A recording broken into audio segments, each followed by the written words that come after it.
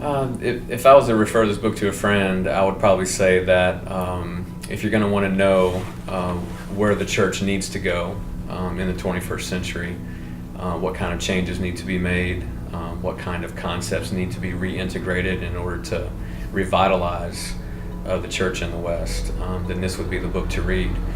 It's going to be probably one of the most challenging books you'll read. It's really going to broaden your perspective and hopefully your conception of the church and what legitimate forms of leadership looks like. So if you're up for a challenge, if you're up for a really visionary, conception of the church and its capacity for movement, then you're going to want to read this text. If you are just wanting a book to sort of reaffirm what you already know and to tell you what everything that you're doing is spot on and just keep the present course, then you don't want to read this book. You're definitely not going to want to read it. Well, I would simply say that I think the situation that we find ourselves in demands that you read this book. If you're a leader, this is not a book maybe for people who are not in some form of leadership, but I would say as a leader, the issue is so critical in our time that simply I don't think you can avoid this issue any longer. I think it is a book you need to read.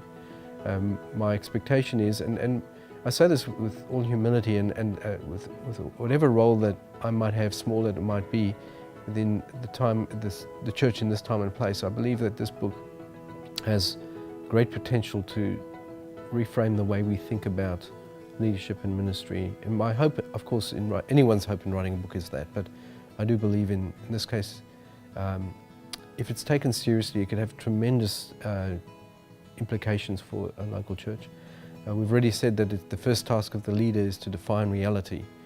Therefore, we set the agenda for how people think about themselves within the context of any organization. So it is our job to do so. We need to be very learned. We need to be educated in this regard.